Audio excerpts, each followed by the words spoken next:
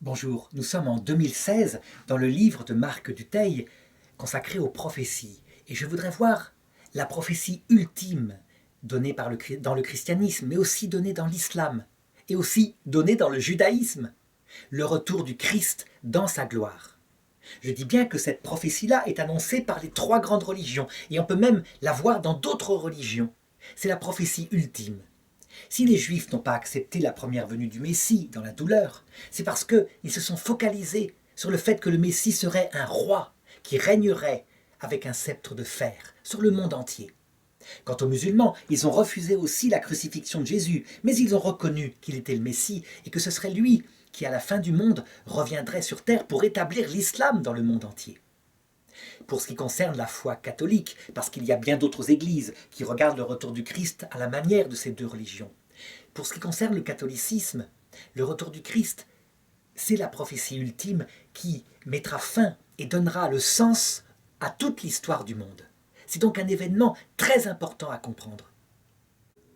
Cependant, l'Église a une longue histoire, 2000 ans. Elle a fait des erreurs pastorales, énormément. Et donc, pour la première fois, lors de la publication du catéchisme de l'Église catholique par le pape Saint Jean-Paul II, eh bien, au numéro 675, l'Église donne, je dirais, la manière dont il faut considérer ce qui se passera lors du retour du Christ. Il est vrai que, souvent, lorsqu'on regarde des chrétiens qui n'ont pas lu ce passage du catéchisme, le retour du Christ se passera lorsque l'Église, avec sa puissance, aura établi le règne du Christ sur terre d'une manière ou d'une autre, par la prédication ou par l'imposition, par la force. On voit que certains intégristes ont cette espérance-là. Ils regrettent l'époque où l'Église était forte de cette façon-là, à la Renaissance. En fait, le catéchisme de l'Église catholique rejette définitivement cette conception, en disant que le retour du Christ ne se produira pas du tout comme cela, mais de la même manière que l'Esprit Saint a conduit à la croix le Christ à vaincre sur les forces du mal. Elle dit ceci: le même Esprit Saint conduira l'Église sur le même chemin que le Christ, un chemin de douleur, d'abaissement de soi, de mort, au point que le mystère de l'iniquité, ça veut dire la révolte de Lucifer au début de l'humanité, vers la fin du monde, semblera triompher partout sur terre. Il établira un gouvernement mondial, chose que l'Église rêvait. Mais non, ce n'est pas l'Église qui la réussira, c'est l'Antéchrist. En établissant sur terre la proposition d'une vie éternelle, fondée sur la gloire, fondée sur l'individualisme, celle de Lucifer. C'est la sagesse de Lucifer. Alors, qu'en est-il? Quel est le regard de l'Église catholique sur ce mystère surprenant, bouleversant? C'est très simple. C'est le même regard, de plus en plus profond, que la Vierge Marie a eu sur la mort de son fils le samedi saint. Au point que, d'ailleurs, on l'a vu dans le chapitre concernant les prophéties du grand cycle de la Vierge, on dirait que depuis 200 ans, la Vierge Marie prépare l'Église catholique en apparaissant partout. Elle la prépare à ce qu'il y ait un petit reste qui comprenne cela de l'intérieur pour, quand arriveront ces événements, pouvoir, comme elle, le vivre spirituellement, en contemplant ce qui se passera. En effet, le royaume de Dieu, la victoire de Dieu, ne se laisse pas voir comme les victoires terrestres de l'extérieur. La victoire de Dieu, aux yeux du Christ, c'est la victoire de deux vertus fondamentales qui donnent sens au reste. La première, c'est l'humilité, un cœur repentant, un cœur qui se reconnaît pauvre. C'est fondamental, c'est même ce que l'Ancien Testament avait au son sommet avec le baptême de Jean-Baptiste. Mais évidemment, cette humilité, cette terre préparée, est faite pour qu'il soit planté un arbre de vie. Et cet arbre de vie, c'est tout simplement la charité. Pas la charité au sens la bienfaisance, non, la vertu théologale de charité. Ça veut dire un amour profondément vivant qui, d'abord, a comme objet la personne même de Dieu, connue comme son ami, donc dans sa vie intime, dans sa trinité, et aimé réciproquement d'amitié, comme dans une amitié d'égalité. Une telle égalité bouleverse et scandalise les musulmans et même les protestants. En réalité, elle n'est possible que parce que Dieu élève l'homme et à condition que l'homme s'abaisse lui-même par son humilité. Sinon, quelle arrogance de se croire l'égal de Dieu. Eh bien Dieu, lorsqu'un homme s'abaisse, il l'élève, et il le met même au-dessus de lui-même, au point de lui confier tous les pouvoirs, toute la royauté. C'est ce qu'on appelle le couronnement de Marie qui a eu lieu au ciel et qui annonce le nôtre aussi si nous nous abaissons devant Dieu. La charité a un deuxième objet, le prochain, donc les hommes et les femmes chéris de Dieu, pour qui il a donné sa vie. C'est le même commandement, dit Jésus. Ça veut dire que, en fait, parce qu'on est un homme humble qui se reconnaît pécheur, on est attentif à une seule chose, plus qu'à soi, le prochain, le salut du prochain, mais aussi tout ce dont il a besoin, au point que la charité envers le prochain peut s'établir très concrètement, à lui donner à manger s'il a faim. C'est ce que raconte saint Jacques. Montre-moi ta charité qui n'agit pas. Alors évidemment, si les valeurs du Christ sont l'humilité et la charité, on comprend pourquoi la victoire ultime, loin d'être une victoire de réussite politique avec beaucoup d'orgueil, c'est une victoire comme le Christ.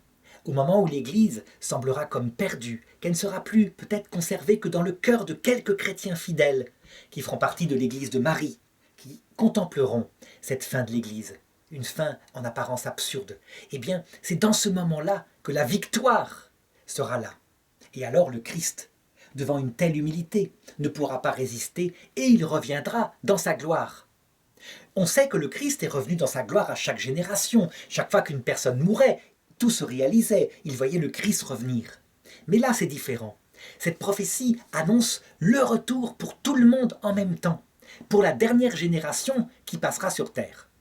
Alors on sait qu'il y a toute une série de signes qui sont annoncés et qui montrent que le retour du Christ de cette façon-là n'est pas pour notre génération. Pourtant, on voit le ciel l'annoncer sans arrêt à travers des prophéties, plus de délai. Et à la Salette, par exemple, la Vierge dit « Voici le temps des temps, la fin des fins ». Seulement l'apparition de la Salette, elle a eu lieu il y a 160 ans. Et donc on voit bien que cette génération a vu se réaliser le retour du Christ à la mort individuelle de chacun. Pour ce qui est de la fin des fins, il faut qu'une série de signes soient réalisés qui ne sont loin d'être réalisés. Certains concernent l'Église, comme l'apostasie généralisée, la disparition de la papauté, la disparition de l'Eucharistie et le fait qu'elle reste uniquement vivante dans quelques cœurs fidèles, à l'image de la Vierge Marie à la croix.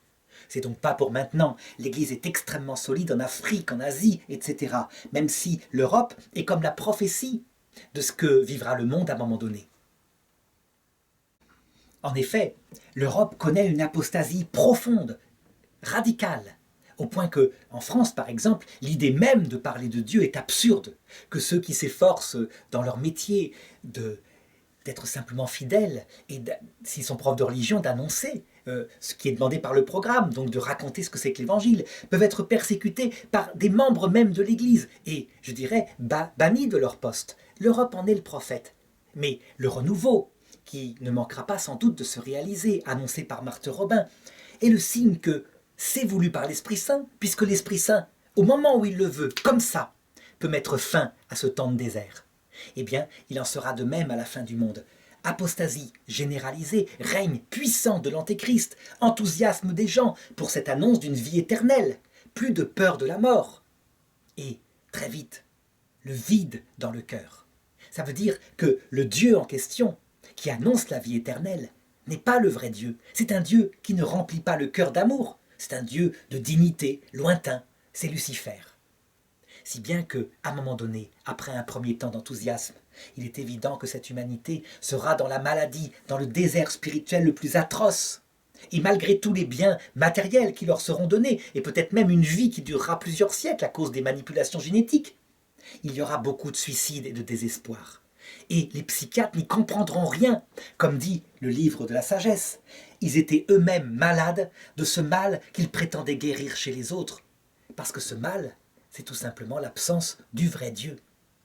Alors, à ce moment-là, il se produira un événement qui sans doute concerne le peuple juif, puisque le peuple juif a un rôle très important dans cette geste finale. Le peuple juif se comportera bien. Il retournera au Christ d'une manière ou d'une autre. Et alors, le Christ se manifestera dans sa gloire. De quelle façon cela se réalisera-t-il ? Eh bien, pour la première fois, l'éternité rentrera sur terre. Ça, c'est vrai. Ça veut dire que ça ne s'est jamais réalisé. Il y a eu dans l'histoire des signes ici ou là qui ont touché quelques individus, parce que le temps de la terre, c'est le temps où Dieu veut que nous soyons comme éloignés de lui, en tout cas de son apparence évidente. À l'heure de la mort, par contre, nous le voyons tous, accompagnés des saints et des anges. Eh bien, lors du moment voulu à la dernière génération du monde, ce que tout le monde avait vu à l'heure de sa mort, cette génération le verra, d'un seul coup, tous ensemble, magnifiquement. C'est donc une descente visible depuis ses yeux de chair, du ciel sur la terre. Le Christ dans une grande lumière, qui n'est pas seulement physique, mais qui bouleverse le cœur, parce qu'en voyant son corps, on voit son âme. Et ce Christ accompagné des saints et des anges qui se rendent visibles, et la Vierge Marie, qui est comme la lune à côté du soleil. Alors, dit l'Écriture, les peuples se frapperont la poitrine. Il faut dire que, ayant vécu dans le désert spirituel depuis longtemps, ayant souffert l'enfer sur terre, dans ce paradis matériel, parce que c'est ça l'enfer, un paradis matériel et une absence du vrai Dieu. Quand ils le verront revenir, ils seront bouleversés, pour la plupart, en voyant à quel point c'est lui qu'ils attendaient, que le malheur qui était dans leur cœur venait de son absence, parce qu'ils n'osaient même plus croire en son existence. Le faux Dieu, Lucifer, s'étant fait passer pour le vrai Dieu. Évidemment, l'antéchrist qu'avait créé ce monde, ce dernier antéchrist qui, lui, aura un vrai commerce avec Lucifer, ne cédera pas, sera dans la colère et suivra Lucifer pour l'éternité dans cette liberté qu'il avait voulu instaurer sur terre, cette liberté vide de sens. Mais si Dieu permettra tout ce malheur, c'est parce que la majorité des gens, c'est certain, le cœur des hommes est fait pour Dieu, se convertira, se repentira de ses péchés, se tournera avec une puissance d'autant plus forte vers le Christ qui apparaîtra, qu'ils auront vécu loin de lui avant.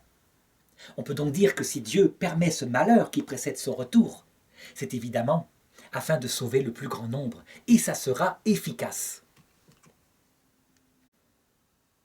Cette prophétie, l'Église continue de donner quelques repères à travers son magistère.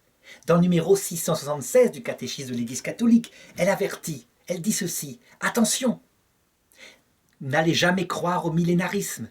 Si le Christ revient, ce n'est pas pour régner sur terre, d'une manière ou d'une autre. Pas question d'établir sur terre un royaume qui continuerait avec comme avant et béni le démon étant attaché. Non, non, non, non. Quand il revient dans sa gloire, sur terre, effectivement, on le voit, donc alors qu'on est encore sur terre, c'est pour mettre fin à cette terre. Et il entraîne les gens dans l'autre monde. Donc, tous ceux qui espèrent un règne millénariste de l'Église ou du Christ sur terre, dans la politique, se trompent.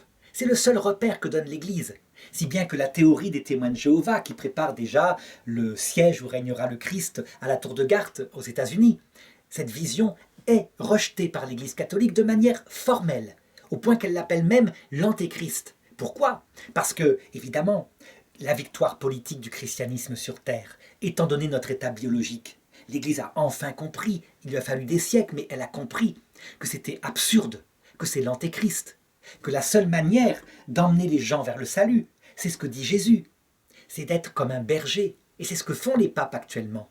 On donne la parole de Dieu, et les brebis l'entendent, et celles qui sont du Christ suivent. Celles qui sont un peu légères se perdent, et ont des malheurs, passent par une purification, comme par un feu.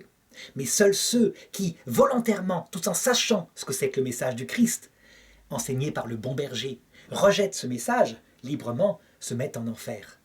Donc, cette façon de gouverner l'Église, c'est ce que l'Église, après Vatican II, a décidé d'appliquer. À la grande colère des intégristes qui se disent « mais beaucoup se perdent ». Non, non, pas beaucoup. Beaucoup paraissent se perdre. C'est tout à fait différent.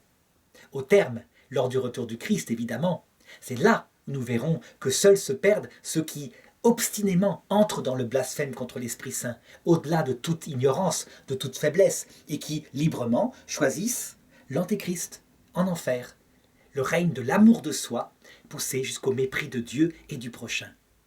Au contraire, pour la masse des gens qui auront souffert de l'absence de Dieu, ils se tourneront de tout leur cœur vers le Christ et son message qui est l'amour de Dieu et du prochain, poussé jusqu'au mépris de soi. C'est ce que dit saint Augustin.